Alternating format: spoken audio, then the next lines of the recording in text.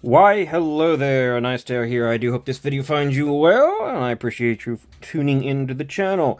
This is my summary of the SRM Twin here. I have done a full review on this knife. The full review will be linked in the description. That has the specs and is going to be considerably longer. But this is the summary, so shorter stuff. What are we looking at here? Quick, just touch up on things. You've got a little bit less than 3 inches of blade, about 7 inches overall, a little tiny bit more than 4 inches on the handle. It is more than better. You've actually got more than an ounce an inch on the blade here, or the overall package for weight, which is pretty nice considering you actually have full steel liners underneath these aluminum handles and G10 inlays. There are a few variants of this, including a micarta one, some crazy color G10s, some alternate variants, sort of a reverse tux with like white G10 and black blade. That one was pretty nice. This knife is, of course, got a dagger grind style, although, of course, only one side of this edge is actually sharpened, and that can throw it off just a little bit. But for the most part, it comes, like, the symmetry and the consistency between side to side is actually pretty darn solid. You can just see that the median line doesn't quite match up because some of the steel has been removed for the sharpening. But it does it pretty well on both sides, and the edges are, from side to side, are very uniform. Very nice to see there. They did hit the plunge a little bit on the sharpenings, which on this one, which can happen, especially with something that's got such a small sort of plunge and sharpening tool area available to it because of the style. I believe I said it in the review. This is a knife that is about the style. This thing makes compromises that, I mean, you may not want to see in certain knives, but this is about the aesthetic, so I can't really say that they're bad points because it's doing it so purposefully, right? N690 blade steel, which should be similar to 154 cm, not CPM 154. That actually has a bump up in toughness and possibly edge retention, but should be pretty similar to 154 cm. I think it's also pretty similar to 440C, which is not HCR. It's the stronger version variant of that. Clamshell construction, crossbar lock functioning. It's got a wheel for opening that can, despite its very, very low profile, actually, I think the low profile helps this knife in the deployment. It sits down, so you have to press in just a little bit because otherwise you just sort of slip over it. So you press down just a little bit, and that little bit of tension makes it feel a little bit more satisfying than it would otherwise because, well, it's a crossbar lock. They tend to be mushy. They tend to not be snappy or feel satisfying, but because you have to put that tension in there, it feels like it pops out with a little bit more authority than you're expecting it to for such a, well, small crossbar lock.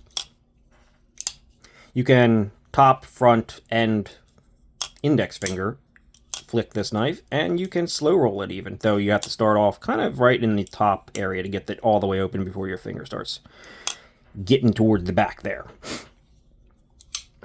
The plunge grind is good. SRM's edges, I have to say, I've said this before, they do some really good edges. This is how this edge came. It's not only sharp, and it's, I mean, this is a light-duty knife. I haven't been tough on it. But I've cut a few things with it. It cuts rather well. It's thinner behind the edge than you'd think. It's got a thin blade stock with thin geometry. Or no, thin behind the edge. The geometry is not thick. That is one of the areas that they compromise. That is one of the areas they compromise because style. You don't have enough room to drop down for it to be super thin all the way through. You're not going to get the super slicer, but it's going to be probably about as good as this blade shape and geometry can get because it is thin. It's got a good edge. It stays thin right behind that edge. So, They tried to give you as good as it can get without going into a full hollow grind, which would be nice to see. Sharpening choil is there. The plunge grind, and it's pretty symmetrical. The plunge grind is a little further forward on the sharpening choil than I would like, but it is right around the apex of the sharpening choil, so you should have a decent amount of life. And honestly, you're not going to have 10 tons of life just due to the nature of this blade shape. However, it's perfectly fine and more than adequate, and I mean, it beats out a lot where the plunge grind hits the edge, so it doesn't do that. So it's already winning out over some knives in that case. You have the SRM logo on the pivot. You also have it on the blade. I think they can get rid of that, personally.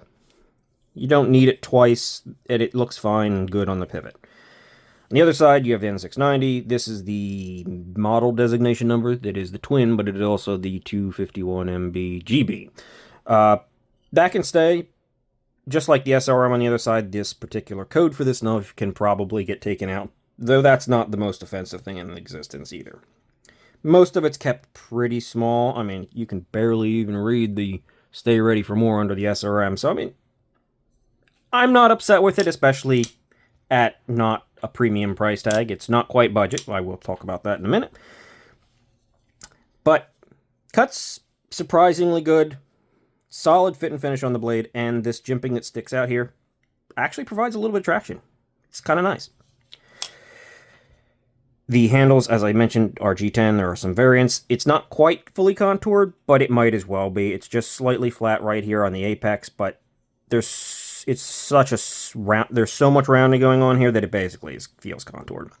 Clamshell construction under the aluminum or on the aluminum underneath the G10. That is the actual handle. Not only do they have steel liners for extra rigidity, they also have a spacer under there, which you can see right there. There is weight reduction, which I assume is how they managed to get it so light, despite the fact that it's got steel liners in there. T8 and T6, don't like T6, but these are actually pretty solidly executed T6, so I'm not going to complain too hard. You oftentimes see T6 on stuff. It is centered. There is no play, though it does feel like it has a little bit of play, and I mentioned this in the review. Though not a ton, honestly. I think it's just this tiniest bit of wiggle that you can see in the... I don't know if you can see that. It's so little. Mixed with the fact that the stop pin is actually attached to the blade, so that little bit of wiggle might cause the stop pin to hit the edges or the crossbar lock. But if I hold this forward, I don't really feel...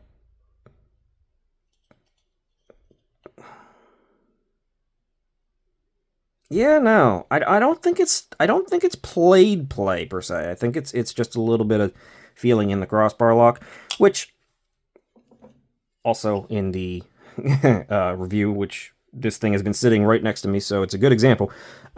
If you actually look, this Benchmade Barrage has play there too. Has more wiggle in the crossbar lock in the open position. It is a perfectly solid knife. It has still got the bar on top of the tang. No issues there. This one doesn't have play, the feeling of play in there, but it's also, you know, a much bigger bar, a much thicker knife. It's basically, you've already got something that's thin and flexible here, so I think that's just playing into the fact that the bar might do a little bit of wiggle. I don't actually believe it's full blade play.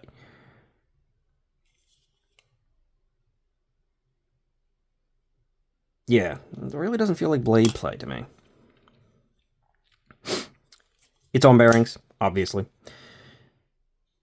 The crossbar lock itself, as I said, is pretty small. It is also captured inside the blade, which is a nice little touch. It's completely encapsulated by the blade. It runs along a track. Wire pocket clip, some people don't like it, some people do. They always work. You always feel them, but I mean, it's a small knife. You're going to feel pretty much anything you put on the back of this thing. But honestly, they did a pretty good job with the way they did their wire pocket clip. It's surprisingly comfortable. It does have a flat on the end, which I'm not a super fan of, but it's also not a heavy-duty knife that's meant to go into a works, like a outdoor work setting that you might be wearing thick jeans for. This isn't meant for that. This is more of a light office carry. So that's not probably going to affect it as much as it would on other knives. Not reversible pocket clip, I will say, even though this is an ambidextrous thing. That is kind of a missed opportunity. Actually, I didn't even mention that in the review, I don't believe. It's not reversible, but they can't all be, right? Overall, I really like this thing. It is an $84 knife. I'm still a little bit unsure on whether that it's quite worth 84. I mean, if N690 is comparable to 154 CM blade steel, you definitely see 154 CM being at the higher end of budget territory, and even sometimes going into over $100 knives. So I'm not super angry, especially with this level of fit and finish and just what's going on here and the amount that's going on here of things that are going on here. I mean, with the full liners and everything. I'm not super unhappy. I think I would love it more and be just completely willing to say, oh, this is an absolute winner of a knife that you should check out just if you want a small, cool, little, interesting knife. If it was like $75, that would be the top end of the budget. It's not quite there, but if you really like this and you like the look of it, or you like the variants and you like the styling here, I do think it's just about justifying its price point. You can let me know down in the comments whether you think this is a little bit too much or not. I'm on the fence about it, honestly. It's a good knife. You're not I mean, I can't speak for every single one of them. I only have checked out one model. I mean, one of these models. So you check out 10 and maybe you have some issues. Maybe you don't. Who knows?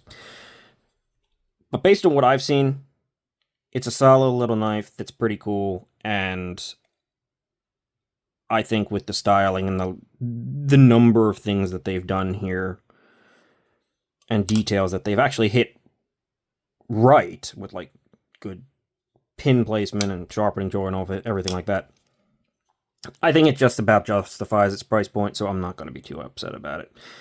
The one other thing I will say is, my mother actually checked this knife out, and she really likes this little thing. I'm actually going to be giving it to her. Yeah, she wants this little guy. She really likes how it folds in. She has apps, despite the fact that she does not have the ability to, like, thumb flick knives or something like that. She had no problem with this. And so yeah, she's gonna be taking this, which is interesting. But it's surprisingly easy to actuate, and its small size makes it kind of appealing, along with its just interesting looks. I think they did a good job. Let me know your thoughts down below. I'm done, so I'm going to end this. Say thank you for very, very, very much for watching, and have a great day. See ya!